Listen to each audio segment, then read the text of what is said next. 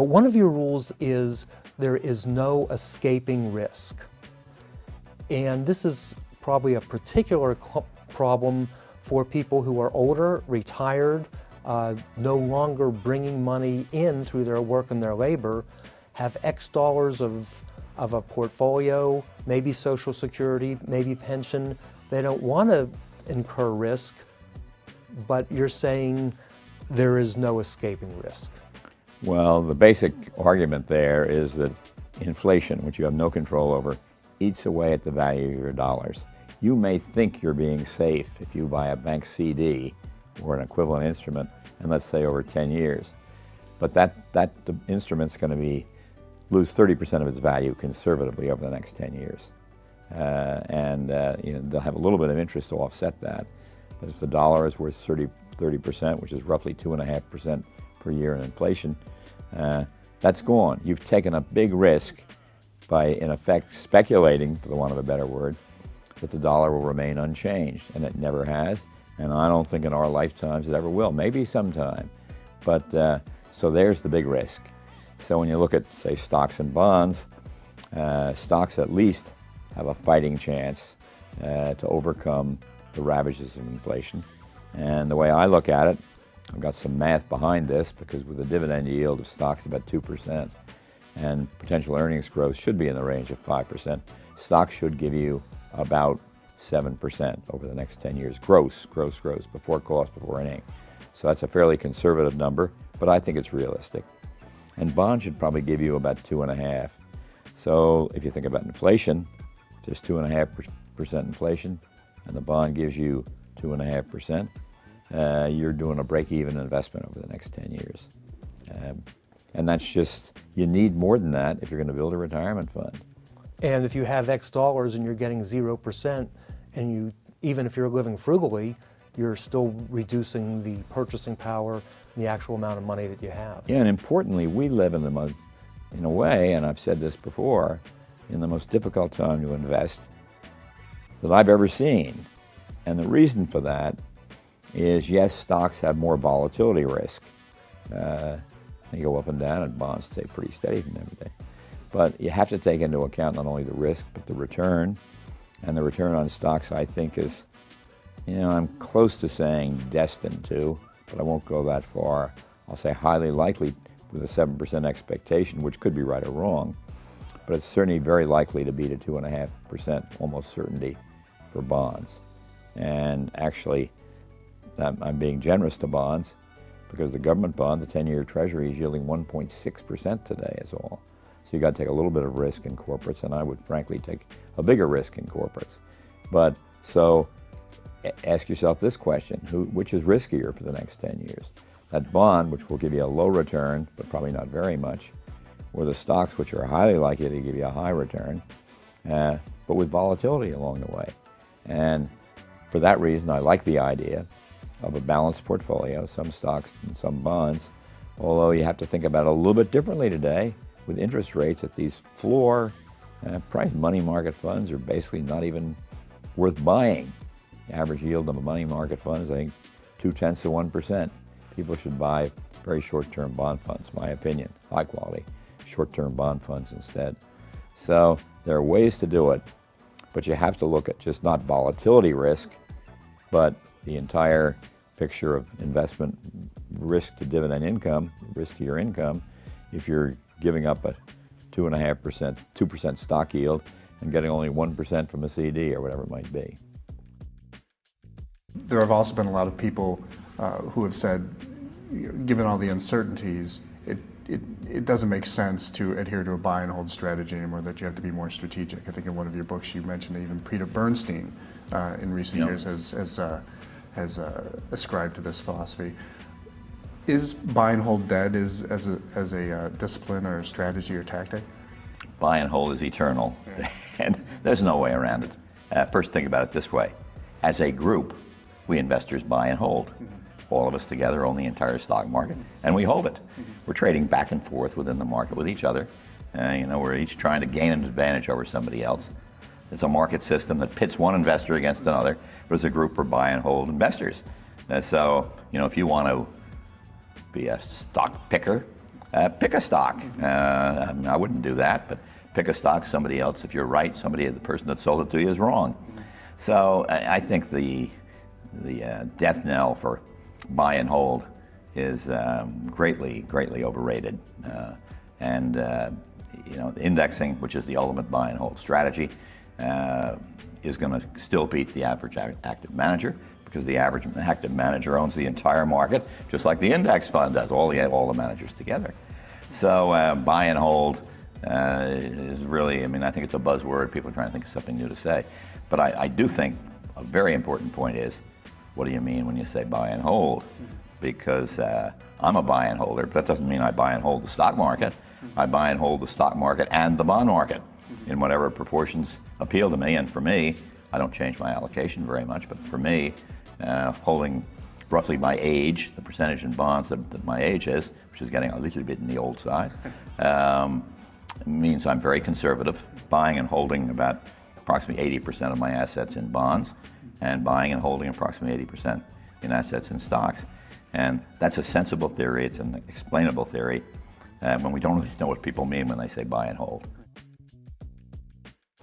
Welcome back. Our next guest is a legend in the investing world. Jack Bogle founded the Vanguard Group in 1974. He helped turn it into the largest mutual fund company in the world. The Vanguard 500 index that Bogle started and created in 1975 was the first low-cost index mutual fund designed for the average investor.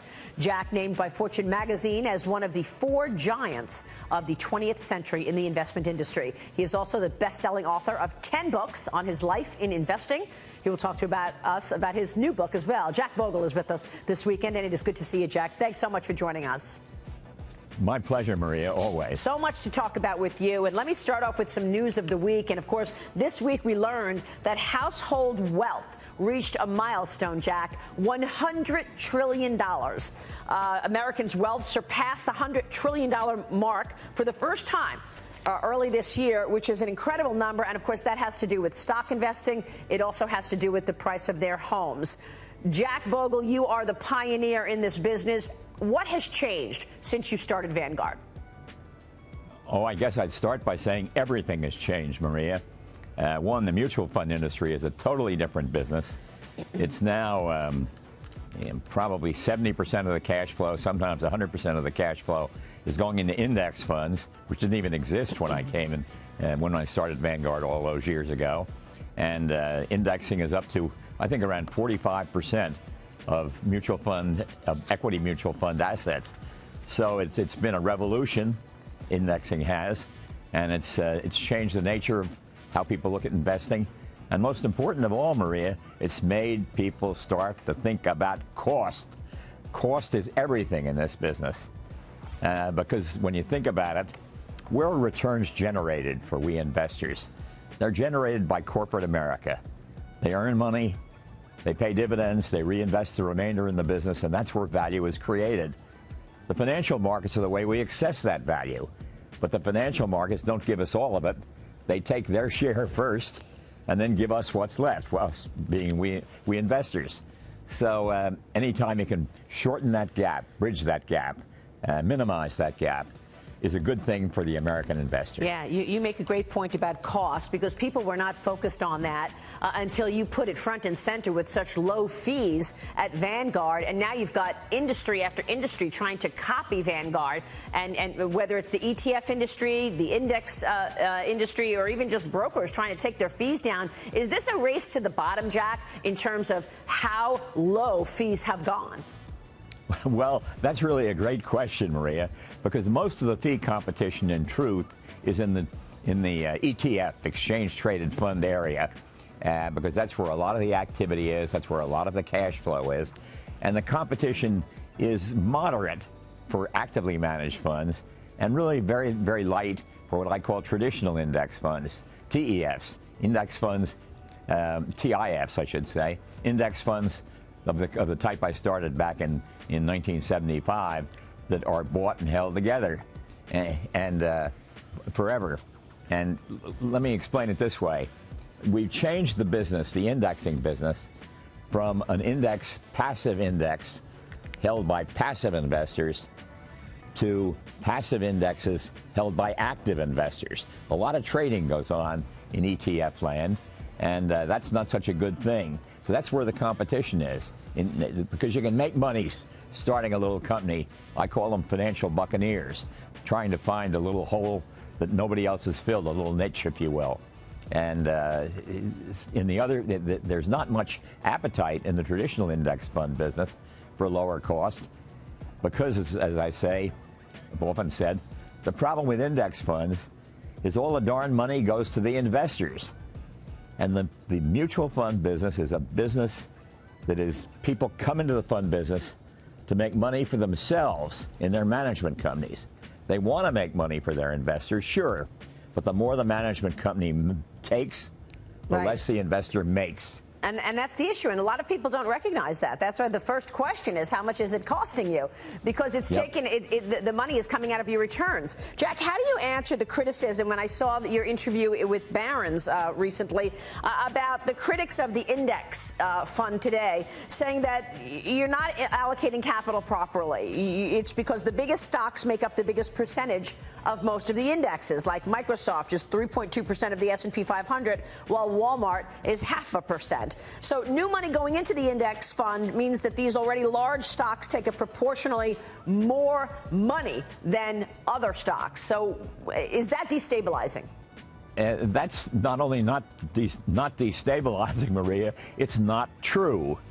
In other words, if we have 4% of assets in Alphabet or Google, we put 4% of our new money into that. If we have 0.5% in Walmart, as you said, we put 0.5% in our new money. It doesn't change the equation. We're investing based on the market values of the company. And when the prices of those companies go up, the prices go up in the regular market, if you will, by individual investors, but they also go up for the index fund. Okay. So rising prices creates zero capital allocation issues. Okay, that's that's number one of the rules, and that's the most important of all. And that is, we talked a little bit about this earlier, but that means that don't look back at past performance, because all mutual funds, one way or the other, if they do very well in one period, they will do badly in the next period. If they do badly in the first period, they'll do well in the second period. It's so clear in the industry data, and the only thing you can say to balance that a little bit off is high-cost funds don't do quite as well in the good periods and do a little worse in the bad periods, so cost remains a factor. But reversion to the mean means don't think the past is prologue. It rarely is, and sometimes it's anti-prologue. Think of the value of compounding. Get yourself out a little compound interest table and see that at 7%, money doubles every 10 years. And then it doubles again, and then it doubles again, and then it doubles again, and doubles again, and doubles again. And by the time you're at retirement age, if you start investing when you're 50, it's multiplied, you'll have to tell me, but let me say 35 or 40 times over. Unbelievable, maybe even more than that. It means don't make mistakes at the start, pick a good fund, and hold it through thick and thin. And I would argue very strongly, if you're looking at an actively managed fund, and you should be very careful to buy the low-cost ones, even if it's actively managed, that don't get despondent when it does badly, because it comes and goes. So hold tight, buy right, hold tight, means don't let yourself be diverted by changes in the manager's performance, unless it's grossly excessive, and by changes in the market. You know, we had all these years of 17% annual returns in the 80s and 90s, and people were surprised, I can't imagine why, but we had essentially zero return on common stocks in the first decade of the 21st Reversion century. to the mean again. Reversion to the mean, absolutely. I still think Bill Gross, who does the new normal kind of idea, is a little bit below me, but I think common stocks should earn a nominal return of around 7%, nominal meaning before inflation. And I don't make that up. I think the dividend yield is a very, very important thing in this, and that's 2% today. So corporate earnings should grow at about 5% in nominal terms. I think that's about right, because corporate earnings grow at the same rate as the economy. Even over short periods, the annual correlations are remarkably high. And so you can look with reasonable expectations for a 7% return. Don't look for 11, don't look for 15, don't look for nothing, don't await the coming of the next bear market. Those are all guesses. And you know, some of those guesses will be good, some not so good. But so there's the 7% that will double your money every 10 years. And if that happens, it's the high odds, it should be good sailing, but below the long-term norm of 9% because of that lower dividend. Now, one thing that trips us up when we get into these returns is that there's one other. I gave you the formula for the investment return or fundamental return on stocks, which is dividend yield plus corporate earnings growth. Because the stock market doesn't contribute anything to this. It's corporations that do that. They got a lot of capital, they invest it well, they pay out dividends and reinvest the rest. This is not a complicated system. So you go that far with investment return. There's always this nasty little element of speculative return. And then if a multiple of earnings, and the amount people will pay for $1 of earnings, goes from 10 to 20, say, that's a double, and over 10 years, that's an addition of 7% return. So if it doubles in this coming period, that would take that 7% up to 14%. Is that likely to happen? No, it is not. It's almost inconceivable. Because the price in the market, it seems to me, is roughly fairly valued today at around, people use all kinds of numbers. I use sort of a central number of 16 times earnings. And if it goes to 18 times earnings or goes down to 14 times earnings, that's not going to, over 10 years, that's not going to affect that 7% very much. If it goes to 25 times earnings, I can't imagine. That would take the earnings way up. And if it goes to 4 times earnings, which is really pretty inconceivable, that would take it down. So I look for speculative return to add nothing or subtract anything from that investment return. And the interesting thing about that is we think so much about speculative return day to day, year to year, decade to decade even, but in the long term, say 100 years, speculative return is going to be 0. Buying a good manager is like looking for a needle in a haystack. And everybody knows what that's about. Good old Don Quixote had it about right. And so it just makes common sense. Own the whole market and not just a few stocks. You don't need to take the risk of individual stocks. Take the market risk, which is quite high enough. You don't take both. Go for low-cost funds and especially index funds. Think about that for a minute. I don't like the risk in the stock market. So put your money in a savings account, a certificate of deposit. There's no risk there. Wait a minute. The return there is probably going to be about 1.5%, and we're going to have 2.5% inflation. So the real return is essentially, and this has been true all over history, that the return on a savings account, the nominal, not the nominal return, the real return, the nominal return of say 1.5% at the moment, very, very low, turns into a real return of minus 1%. So is there any risk in putting money in a savings account? You better believe it. And everybody needs a little bit of an anchor to windward, but keep that low. And of course, in these days with the money market, I would strongly recommend short and intermediate term corporate bonds to replace at least part of that, because the yields there at least exist. Saying something these days. A great example is people started to worry about inflation about 20 years ago. And so we had funds, inflation beaters fund and all that kind of thing. That was the last war. Inflation then pretty much stopped for a long time. And the inflation that we had from, let me say, post-World War II to say around 1980. And we always have some inflation, but it got to be 6, 7, 8% in some years. And so people want to protect themselves about that. They forget that if you look at the wholesale price in London, one good measure of inflation, the prices before World War I were exactly what they'd been at the time of the Great Fire in London in 1666. That's a long time to have no inflation, but you never know what's going to happen on that front. So part of that caution is your job is to get the biggest gross return, because inflation is going to take whatever it takes out of the return, and if it's a big return, it will move it down a little, but if it's a little return, it will eliminate it. So you want to think of it, you never want to forget that. That's one of my favorites. I didn't make it up. There's a Greek poet back probably in the 3rd century BC named Archilochus, and they found a little fragment of Archilochus' writing, and it said, "The fox knows many things, but the hedgehog knows one great thing." And in our business, the foxes are all those managers who are smarter, they got all those computers, all those brilliant Harvard Business School graduates, armies of them, and they know everything. They know far more than I could dream of knowing. I know one great thing, and that is if you own the market, which they do collectively, naturally, if you own the market, you are guaranteed, in a low-cost index fund, you are guaranteed to earn your fair share of whatever the stock market is kind enough to give us, and let's be very clear on this, whatever return a bad market is mean-spirited enough to take away from us. So it's the hedgehog who wins. And the poor fox with all his wiles and his marketing department who figures out what everybody wants, all those crazy things that go on in our business, he's yesterday, and he's going. The best thing to do is behavioral. Let me start with this premise.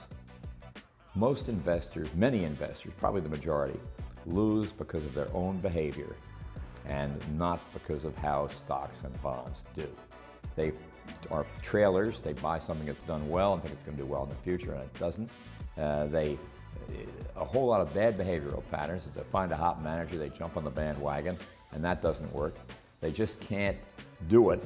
And the markets are really, just think about this for a minute, really counterintuitive, because when do you feel you're most optimistic and most happy and enthusiastic about buying stocks? At the market peak. When are you scared to death about stocks and really want to get out? At the market bottom. So you get in at the top and out in the bottom. Do you think you're going to do well doing that? So figure out a sound program, I would argue, one with an appropriate part of bonds and bond funds, really, and stock funds, index funds, I would say, in both cases, and let that allocation favor bonds a little bit more as you get older, and finally quite heavily when you get to retirement, and almost all in stocks before you start down that road. And that's a good formula for work. It doesn't have to be a formula, but a good rule of thumb, heuristic, as the academics would say. And so that's what staying the course means. Set the right course, and then don't let all these superficial, emotional, momentary things get in your way.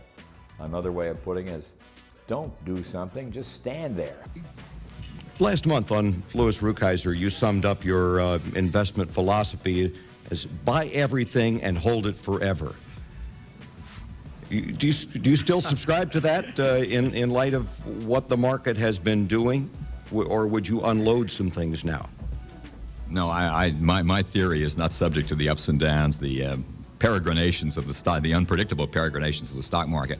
It's painful to do, but I think the idea of owning the stock market is the best approach to equity investing, and perhaps I didn't make that thoroughly clear there. I have never felt that equities should be the only portion of an investor's long-term program. I myself am about 50% stocks, 50% bonds, for example. I was brought up when I came into this business in 1951 with the Wellington Fund, which was and is, and I hope always will be, a conservative balanced fund. But I think the idea of buying and holding forever and not trying to make adjustments requires that you've gotten it right in the first place. That you can only hold tight if you've bought right, if you will. And that is to say, have an asset allocation that has something to do with how many years you have to accumulate money, how much resources you have at stake, how much income you need, and how much courage you have to ride out the peregrinations of the market. So you've got to take all that into account from that simple statement. You are the godfather of index funds aimed at the average investor, and this questioner points out that actively managed funds have outperformed indexed over the last 2 years. Is there a case then for market timing? What should you do when the index funds are losing money? Well, as my friend Jim Glassman quoted me in his op-ed piece in the Wall Street Journal yesterday, it's a quote I don't even remember where I made, but it said, I don't know anybody who has ever been successful in timing the market. I don't even know anybody who knows anybody who has ever been successful in timing the market. Last year, these last 2 years, the index, S&P index, has outperformed roughly half of the funds, a little bit less last year, just about half this year. I don't regard that as a significant long-term sign at all. First of all, the number of funds is not a relevant statistic. We use it because it's convenient, but if you've got a few little funds in there that do well, they count just as much as a few big funds. The reality is, no matter what the statistics tell you, indexing always wins. I say that because index is delivering the market return, and all those investors out there are by definition getting the market return themselves, less cost. So if statistics don't capture that index advantage, it will be corrected next year or the next year. And by the way, if you look at even the last 15 years, counting those last 2 years, the index has outperformed about 75% of all active managers. Someone out there will want to take careful notes here because we're going to go from the general to the very specific. For the past 15 months, I've been investing $1,200 per month in Schwab mutual funds.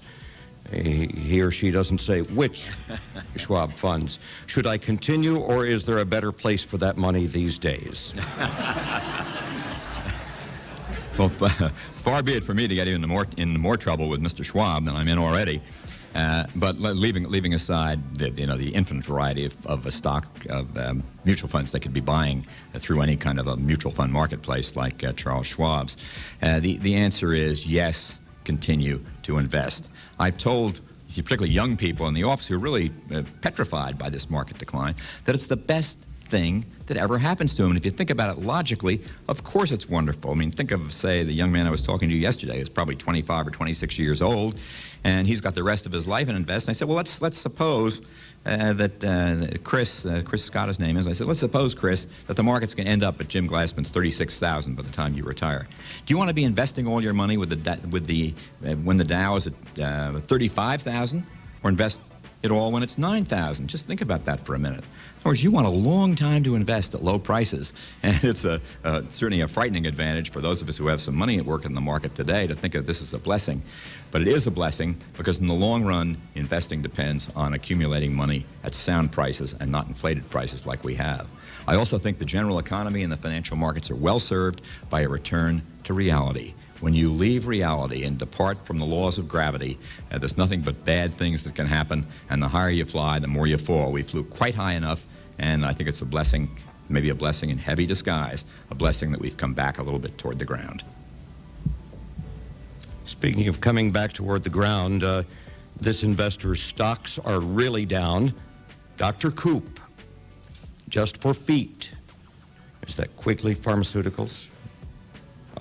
Cisco, Lucent Technologies. Should I sell? I haven't heard a list like that. He even makes those tech funds I told you about seem like heroes. I don't have any comment on those individual stocks. I mean, they are hugely depressed. I think Dr. Coop, I read the other day, is in danger. The stock is in danger of becoming delisted. I think it's sold up in the mid-30s, $30, and now is something like 19 cents. You know, it wasn't a good turn, and it's very painful for people, for speculators, or people that greed overwhelm their good judgment to get hurt. But will they bounce back? I mean, I guess the answer to that group of stocks, without knowing much about Quigley's Pharmaceutical and being very nervous about Dr. Coop, is, companies like Lucent will come back in time. I don't think there's much question about that. But to own a handful of individual stocks, I don't think is sound investing. And to obviously jump on the bandwagon at a silly time is, I feel very, very sorry for the investor, but I don't know how to help him now, him or her. Let's call it Bogle's 10 Simple Rules for Investment Success. Maybe if I could just give them to you one at a time, you could comment on each one. And the first one you just mentioned, you alluded to a minute ago when you said, or the rule is, remember reversion to the mean. Could you expand on that one? That seems to be one of your important... Well, that's an eternal rule. It's like the law of gravity. What goes up must go down. And in the financial markets, it really works. I have an example in the book. The point of all this, Jim, is don't buy funds on the basis of past performance because it's not going to continue, or it's only the extraordinary case when it's going to continue. So people tend to, as I mentioned earlier, put their money into these big winners, and then down it goes. They pick the high because that's when the fund looks the best.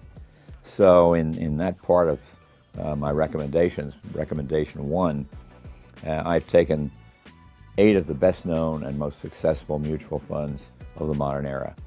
And I've charted their return year after year, cumulatively, against the S&P, the Standard & Poor's 500 index. And every fund looks the same, although all the time periods are different. The fund goes like this, and then it goes like this. This, over and over and over again.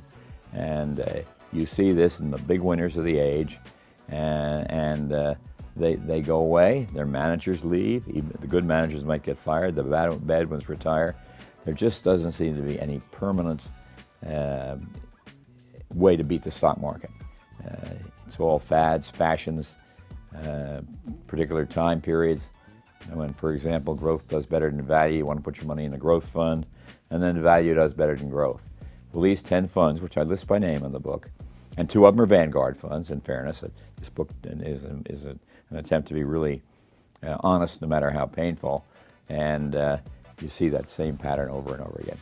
So when you say, I ought to buy this fund, I can tell you where you are on that line, right at the peak. And when the temptation is overwhelming, you put your money in and then are disappointed thereafter. But it's part of the entire financial business. If the market gets quite out of line, stock prices, for example, get quite out of line with intrinsic values, gets high like this and it goes back and reverts to intrinsic value of the stocks. Discounted future cash flow is what we call it. It doesn't have anything to do with stock prices. It has to do with corporate intrinsic values. So, and I should have a nice chart in there to show that kind of mean reversion. It's just truth of the business and how we deceive ourselves because we all think we're smarter than everybody else.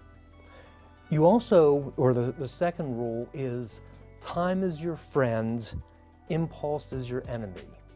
What do you really mean by time is your friend? Well, we have the miracle of compound interest working for us.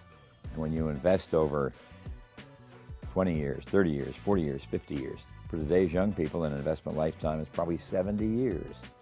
Their life expectancy today is, if you're 20, is probably 90. So you're going to be, and then you're going to be investing, after you retire, of course, and presumably that's in your 60s or 70s for some people. And not you, but not me. But that curve is just a sweeping curve, and it's the miracle of compounding returns, and it pays off hugely. Albert Einstein called compound interest the greatest financial miracle of all time, or something like that. So take advantage of that, and the only thing that gets you out of it, focus on the long term. Time is your friend. But if you get distracted by the ups and downs, mostly by the downs, people respond much more nervously to downs than they do ebulliently to the ups, although that happens too. But impulse is going to get you in and out of the markets. But think about this. When the market is low, it's low because people like you are really worried. And that's a good time to buy stocks, essentially. There aren't any rules for this. And if you're ebullient and feel very wealthy and want to buy stocks, that's at the high. In other words, if you're discouraged and selling at the low and aggressive and buying at the high, your money isn't going to last very long. And I guess that's one of the problems, that you have to try to resist the impulse, because we are human, but we're also animals, and we are basically bred to run from fear. So when we see the market goes low, we want to get out, but we have to resist that. Is that correct? Yes, correct. And if we just didn't pay any attention to these silly swings in the market, which are, I often use this quote from Shakespeare, like a tale told by an idiot, full of sound and fury, signifying nothing. That's what we're glued to our television sets to watch every day. Makes no sense. Third simple rule for investment success, buy right and hold tight. Buy right means diversify.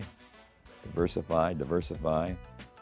In an index fund, which is a great way to invest, for reasons I've talked about earlier, you at low cost and all that, but you're diversified, so the intricate ins and outs of the market, steel stocks are doing better, or energy stocks are doing better, or healthcare is doing better, or technology is doing better. If you own the whole market, you get your share of all of that. So, but that's the buy right, very diversified, and the hold tight is what we've talked a little bit about, and that is, when you get these periods of adversity and fear and greed, don't do anything. Well, speaking of greed, another one of your 10 simple rules are to have realistic expectations. And then you talk about the bagel and the donuts and distinguish the two. Okay. Well, the bagel and the donut is a talk I gave years ago, and I contrasted, like the investment world. The bagel is nutritious, good for you, substantive, while the donut has a certain sweetness, and it kind of breaks up and crumbles when you eat it. And so long-term investing, holding on, the strategy I just described is the bagel, and short-term speculation is the donut. Just a way of visualizing, which you want, which is the best for you in the long run. And sometimes people may think I'd just soon have a couple of donuts, but they're not going to do you any good. With all due respect for the donut makers of America. All right, and I like your analogies here. Your fifth simple rule is forget the needle, buy the haystack. What do you really mean by that one? Well, that's the ultimate argument for indexing. Picking stocks or funds, finding that elusive needle that will give you what you think you want in the future is very difficult.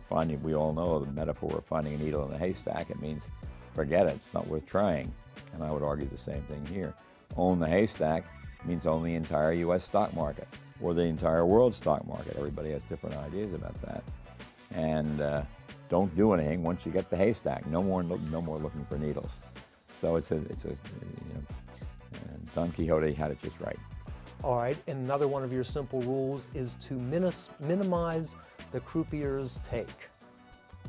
Okay, that's a very good parallel to something I mentioned earlier, and that means get costs out of the equation. I mentioned to you the magic of compounding returns over the long term, the mathematical magic of it. The problem we have in our society is that magic, on the record, is overwhelmed by the tyranny of compounding long-term costs. And I gave you that example of 7% gross return, net return, 9% gross return, and it's cost you 70% of your capital over your lifetime. Be aware of that. But one of your rules is there is no escaping risk. And this is probably a particular problem for people who are older, retired, no longer bringing money in through their work and their labor, have X dollars of a portfolio, maybe Social Security, maybe pension. They don't want to incur risk, but you're saying there is no escaping risk. Well, the basic argument there is that inflation, which you have no control over, eats away at the value of your dollars. You may think you're being safe if you buy a bank CD or an equivalent instrument, and let's say over 10 years. But the instrument's going to lose 30% of its value conservatively over the next 10 years. They'll have a little bit of interest to offset that. But if the dollar is worth 30%, which is roughly 2.5% per year in inflation, that's gone. You've taken a big risk by, in effect, speculating, for the want of a better word, that the dollar will remain unchanged, and it never has, and I don't think in our lifetimes it ever will. Maybe sometime, but so there's the big risk. So when you look at, say, stocks and bonds, stocks at least have a fighting chance to overcome the ravages of inflation. And the way I look at it, I've got some math behind this, because with a dividend yield of stocks about 2%, and potential earnings growth should be in the range of 5%, stocks should give you about 7% over the next 10 years, gross, before cost, before anything. So that's a fairly conservative number, but I think it's realistic. And bonds should probably give you about 2.5%. So if you think about inflation, just 2.5% inflation, and the bond gives you 2.5%, you're doing a break-even investment over the next 10 years. And that's just, you need more than that if you're going to build a retirement fund. And if you have X dollars and you're getting 0%, and even if you're living frugally, you're still reducing the purchasing power, the actual amount of money that you have. Yeah, and importantly, we live in a way, and I've said this before, in the most difficult time to invest that I've ever seen. And the reason for that is, yes, stocks have more volatility risk. They go up and down, and bonds stay pretty steady from day to day. But you have to take into account not only the risk, but the return.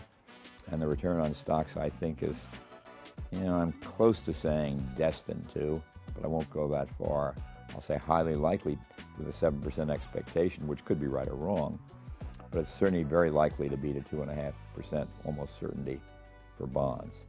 And actually, I'm being generous to bonds because the government bond, the 10-year Treasury, is yielding 1.6% today is all. So you got to take a little bit of risk in corporates, and I would frankly take a bigger risk in corporates. But so ask yourself this question, which is riskier for the next 10 years? That bond, which will give you a low return, but probably not very much, or the stocks, which are highly likely to give you a high return, but with volatility along the way. And for that reason, I like the idea of a balanced portfolio, some stocks and some bonds, although you have to think about it a little bit differently today with interest rates at these floor price money market funds are basically not even worth buying. The average yield of a money market fund is, I think, 0.2%. People should buy very short-term bond funds, my opinion, high quality, short-term bond funds instead. So there are ways to do it, but you have to look at just not volatility risk, but the entire picture of investment risk to dividend income, risk to your income. If you're giving up a 2.5%, 2% stock yield and getting only 1% from a CD or whatever it might be. You talk about beware of fighting the last war. What do you mean by that, the last war? Well, when we tend to look back, we tend to look at the kind of returns, the kind of economic environment we've had. And right now, I mean, I actually wrote quite a bit of this in depth back in the, say mid-60s. And everybody was paralyzed with fear about inflation. We had inflation running at 5 or 6 or 7%. You say, how can I avoid inflation and do this or that or the other thing? And at that point, the inflation stopped. And we had, I don't know the exact number, but probably after that high inflation, we probably had an inflation rate of 2 to 3% is all, maybe 4. So if you're fighting against previous inflation, you're making a tacit assumption that will continue in the future. It doesn't, or usually doesn't, or often doesn't, but we never know when that change is coming. It's kind of complicated. Today, one of the best examples is returns on stocks. The historical return of stocks is 9%. So people say, I want that 9%, so I'll go into stocks. That was the last war. Today, stocks are going to give a future return about 2% less, or maybe more than that, a bigger shortfall. Why is that? It's so obvious. And that is that 9% over 100 years is 4.5% dividend yield on stocks and 4.5% earnings growth. 9 total return from investment. And today the yield on stocks is 2.1%. So forget that extra 2.5%, strike it. And when you go through the math, you'll see that the future return is going to be 6.5% or 7% compared to history. Don't listen to history. It's interesting, and it may rhyme, as Mark Twain said, but it doesn't repeat itself. Well, speaking of not listening to history and the short term versus the long term, another one of your simple rules is the hedgehog beats the fox. Well, I use that to portray the difference between passive index investing and actively managed fund investing. The hedgehog, the saying from Archilochus, Greek philosopher who just left a few fragments of his work, was the fox knows many things, but the hedgehog knows one great thing. And what the hedgehog knows is that all of this fooling around out there does you no good at all. Own the market. It's another way of saying that. And the fox, oh my, are they smart. They're smarter than all the hedgehogs put together. Go down to Wall Street and talk at all that immensely wealthy brain power that, of course, builds nothing because they're competing with other brain power. I'm not saying brain power is wasted. I'm saying the average brainiac is average compared to the other brainiacs. So they can't win. We know that. So, all the secrets. I've got a tip for you. Buy this, sell that. That's the fox thing. The foxy way to beat the market. Doesn't work. And the less sexy index funds outperforming the more active brainiac funds. The index fund, in fact, is an act of extreme boredom. And if you don't peek, another one of my rules that I'm not sure I mentioned in the book, if you don't look, that's in your interest not to look. Why open that 401k statement or your IRA statement every quarter and say either I'm rich or I'm ruined? Just throw it in the wastebasket. Yeah, Jeremy Siegel says the same thing, that the more often you look, the worse it is. Well, the other thing that brings us to is the last simple rule is stay the course. Well, we've kind of talked a little bit about that behind the scenes here, and that is once you've set an intelligent asset allocation, taking into account your risk preferences, taking into account your whole financial program. A lot of people, for example, ignore the value of Social Security as a capitalized value for a typical person at the time of their retirement of $400,000 or $500,000. That's your asset. It produces an income stream. You don't have the asset, but you have the income stream with a cost of living hedge. Don't leave Social Security out of your equation when you look at all that. But just get it all right, and then don't touch it, except, I would argue, lean toward raising the bond position as you age. And that's not so easy to do today with bond yields so low. But I probably wouldn't lean quite as far. And when you take into account Social Security, you know, you may be leaning too far already to the fixed income side. For example, if your Social Security is worth $400,000 and you have $400,000 all in stocks, that's a 50-50 equity fixed ratio, with one of the great fixed investments of all time has a cost of living clause in it. And the government nicely sends you, as long as they can afford to, a nice check every year. They just raised this year's payments. My wife said, shouldn't we send some of this back? To which I, of course, said we paid for it. But take into account everything. And then don't let yourself get deterred by market changes, by gossip, by CNBC, whatever it might be. Very likely to happen. And I don't even want to think about turning over in my grave if it does. Although I always used to say, be sure and bury me face up, so when I scratch my way out, I'd be going in the right direction. I've got a couple crazy ideas and thoughts for you, and I want to hear what you think about them. One of them is with all of the, last time we talked, you talked about the index fund being a truly disruptively innovative creation. I also now see in the technology trends, you know, all of the conversations about artificial intelligence, autonomous cars that drive us wherever we want.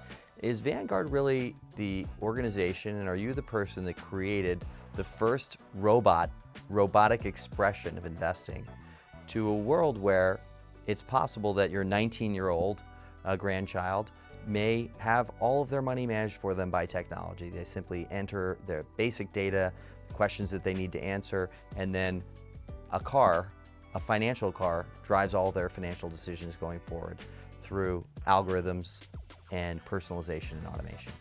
Well, you know, I think they put a cloak of complexity over a system of great simplicity.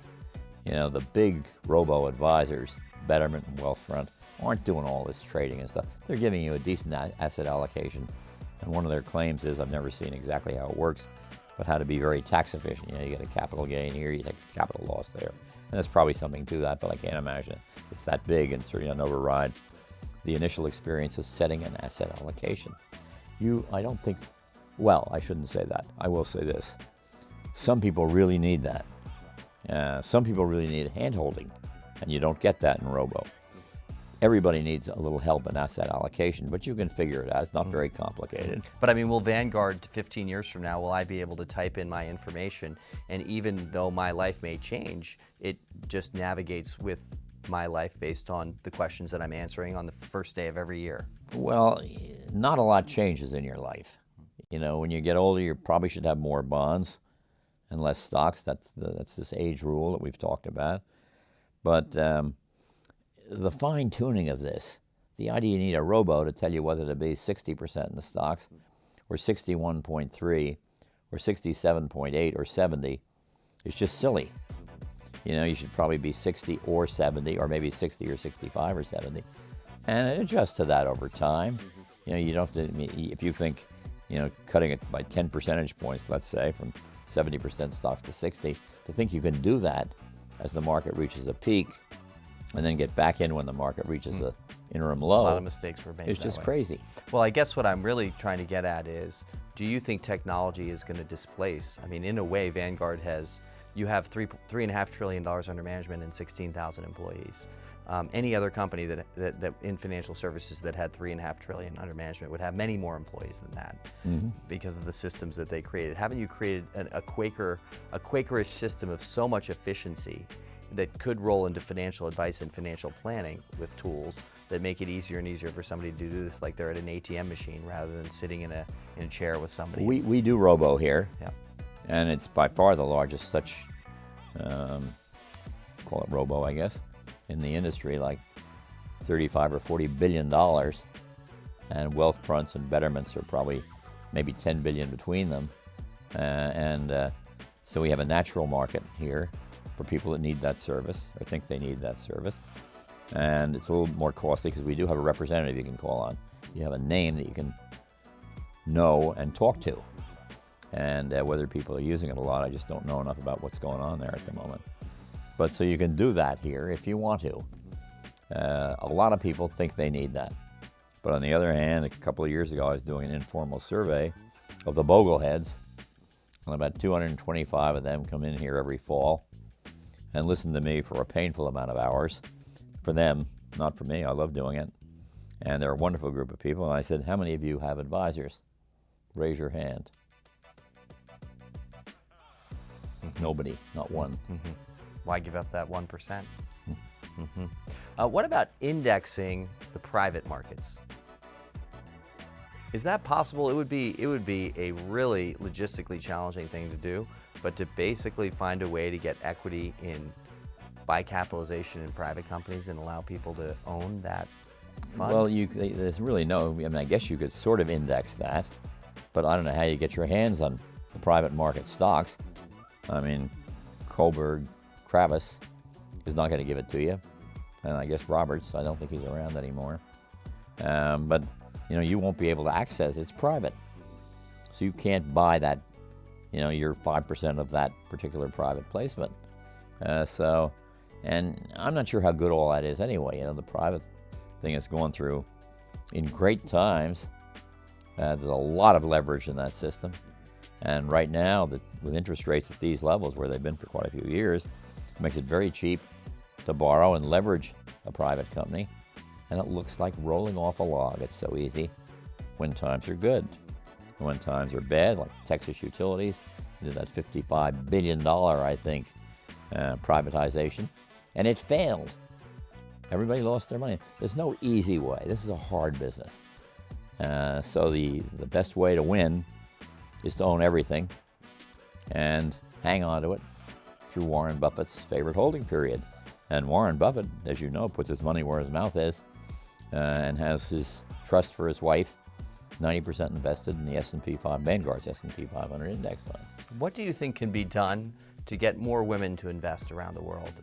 When you look at most investment companies, when you look at the demographics of brokerage accounts, I mean, the first thing you see is that women actually outperform men because for a variety of reasons, but the data seems to suggest that they're trading quite a bit less than That's men exactly on average. correct. And that's maybe they don't have as big an ego and believe that they can make a better decision next time, or I think it's a matter of women catching up generally with the idea of investing, because the breadwinner has always traditionally been the husband. That's now radically changed.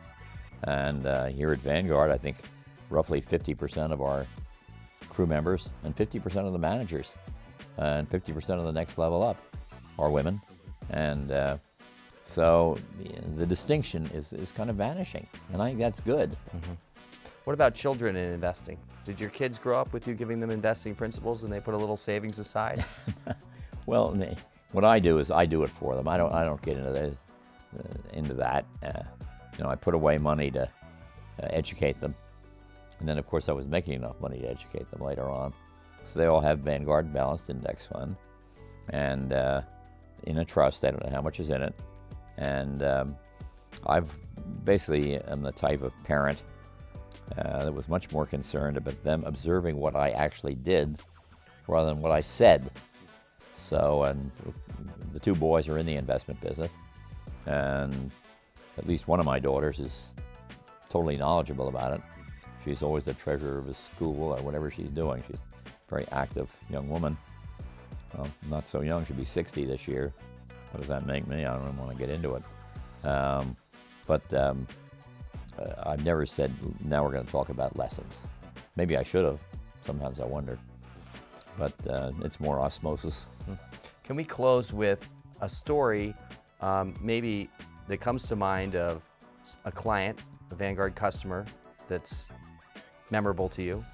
Maybe a story of a great Vanguard employee that comes to mind, and then a story in your memory of your times here that stands out. So three short narratives of a client that's been delighted. I don't know if you've ever come across the concept of conscious capitalism or you've heard that term, but the idea being you really have to be transparent and serve all of the stakeholders of your organization.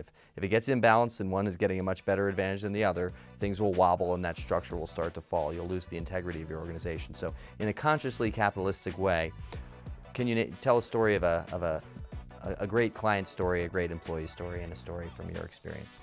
Well, I've got so many, I don't know where to begin. Let me try the client. I'd been in correspondence over the years with an airline pilot who'd retired. And I said, look, keep reinvesting your money, put in a lot of money over a lot of time, add to it if you can, and don't peak. That's the one rule I want you to remember, because if you peak, don't ever open a 401k statement until you retire. You better have a cardiologist standing by, because you're going to go into a dead faint. You might even have a heart attack. You're going to have so much money. So he retired and wrote me about 10 years later. And he said, "Dear Mr. Bogle, I peaked." And you were right. And thank you.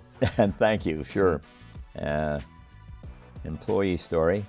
Well, you probably saw a good example of that at noon today, when a young man that worked for me, Jim Norris, he was young then, worked for me for 6 years, and he now runs our international operation. And I was always into detail, and I'll tell you this funny story about Jim, which is, I think he even tells. He used to wear this really lousy-looking suit to work. And, it was kind of nubby, and the coat was square down here, maybe double-breasted. It was the worst-looking thing you've ever seen. And I don't want to get into that, but I called him into the office late one day, and I said, "Jim, we live in a very unfair world. We are judged by how we look, and Jim, we're also judged by what we wear. And it's a very unfair world, I know that, but I think it's very important you dress well when you're here every day. And I want you to get rid of that damn suit." And he said, "Well, if I'm having a client meeting that day, or any kind of meeting with my fellow crew members, I wouldn't wear that suit." And I said, "No, Jim, you don't get it. Never wear that suit. Get rid of the suit." I don't know if I'm sure you know. And now he runs our entire international operation. And he was wearing a scarf, and he was very stylishly dressed in the cafeteria today. I don't know if that was he had a sore throat or what. St. Joseph's, where he went to college, St. Joseph's College here, and the St. Joseph's University, I guess it is. And those were the president of the university and the financial VP. Right there in the cafeteria. So in the galley. Yep. Thank you. Yeah. And the third one was a story of your own experience. My favorite story is, this was funny, it came up in this video that they did of me on Saturday night. And it shows these 3 Bogle boys. I had a twin brother and 2, and we were cavorting down at Bay Head, New Jersey. And we looked really young, Bermuda shorts and all that kind of thing, sneakers. We didn't have those funny things kids wear today with the thong kind of things on their feet. What do you call them? Flip-flops? Flip-flops. Crocs? Pretty passé. And so there's a picture of the 3 of us taken there. And my older brother was 37, and my twin brother and I were 35. And I was always the youngest looking one of the bunch. And so I looked really, really young in that picture. And it happens that's the exact age I was when Mr. Morgan called me into his office and said, "Jack, I want you to take over the company, and I want you to do whatever it takes to solve the problems we're facing." And I immediately thought, boy, you sure picked the right man to do that. Very self-confident, too self-confident maybe. and did what I thought to do. And after a long string of unusual events, including my firing, out came Vanguard. So that's a kind of memorable at age 35 turn in my life. I could give you another one, which is after I got my heart transplant. You're pretty shaky that first couple of minutes when you come out of the anesthesia. And my doctor said, do you remember the first thing my surgeon said, do you remember the first thing you said when you saw me? And I said, no, I didn't remember saying anything. He said, you said, get me a pad and paper. Which really links back to close to your love of Alexander Hamilton. Yep. And his use of the written word. Use of the written word. To tackle all sorts of problems and challenges and attempt to teach and persuade and influence. And you've been doing that in this room and at this company for, well, I mean, 65 years. 65 years. It's amazing for someone 55 to be able to do all that when they're 65. Well, that's your heart. That's the age of your heart. I started 10 years before I was born. Well, and he'll be continuing for another 50 years after you're gone, whenever that happens. Well, I'm not going. There's going to be no disappearance from the Bogle Research Center at Vanguard. I feel confident of that because of the ideals that you are presenting to the company,